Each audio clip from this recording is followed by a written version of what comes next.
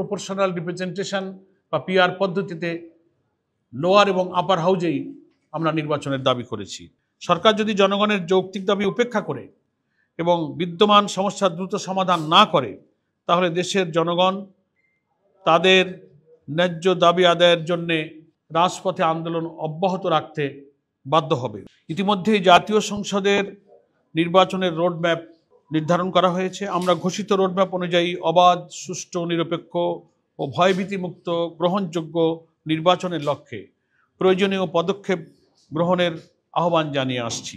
আমাদের অতীত অভিজ্ঞতা অনুযায়ী কালো টাকার ব্যবহার বন্ধ, ভোটকেন্দ্র দখল, পেশিশক্তি প্রদর্শন ও ভোটের বিভিন্ন অনিয়ম ও অপতৎপরতা বন্ধ, কোয়ালিটি সম্পন্ন পার্লামেন্ট এবং দক্ষ আইন প্রণেতা তৈরি সহ প্রতিটি ভোট মূল্যায়নের লক্ষ্যে পিআর পদ্ধতিতে নির্বাচনের জন্য জোর দাবি জানিয়ে আসছি।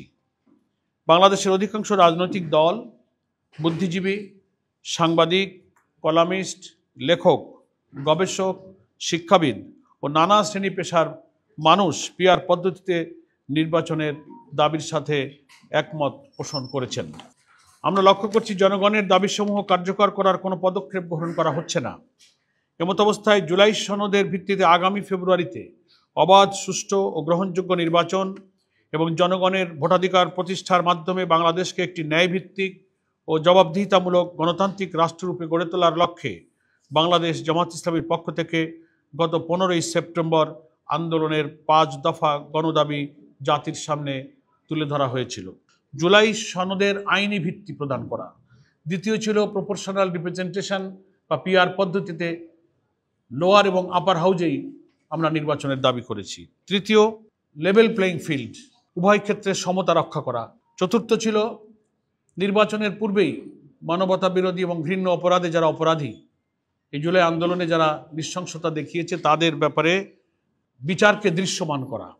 5, জাতীয় পার্টি এবং 14 দল সহ যারা ফ্যাসিবাদের দোসর ছিল তাদের রাজনৈতিক কার্যক্রমকে নিষিদ্ধ করা। আজ আমরা দায়িত্বহীনভাবে বলতে চাই, আমাদের 5 দফা গণদাবি ইতিমধ্যেই জনগণের কাছে যৌক্তিক ও গ্রহণযোগ্য হয়েছে। তাই দেশের জনগণ এ দাবির প্রতি ব্যাপক সমর্থন দিয়ে রাজপথে আন্দোলনে সামিল হয়েছে। সরকারের উচিত অবিলম্বে জনগণের 5 দফা মেনে নিয়ে জুলাই জাতীয় সনদের ভিত্তিতে আগামী ফেব্রুয়ারিতে ত্রয়োদশ জাতীয় সংসদ নির্বাচনের আয়োজন করা। সরকার যদি জনগণের যৌক্তিক দাবি উপেক্ষা করে এবং বিদ্যমান সমস্যার দ্রুত সমাধান না করে, তাহলে দেশের জনগণ তাদের ন্যায্য দাবি আদায়ের জন্যে রাজপথে আন্দোলন অব্যাহত রাখতে বাধ্য হবে। প্রিয় প্রবাসী, আপনার নিরাপদ ভবিষ্যতের জন্য অর্ধেক দামে আজই ফ্ল্যাট বুকিং করুন। ঢাকায় প্রবাসী সিটি দিচ্ছে সীমিত সময়ের স্পেশাল অফার। জমি ও ফ্ল্যাট একসাথে।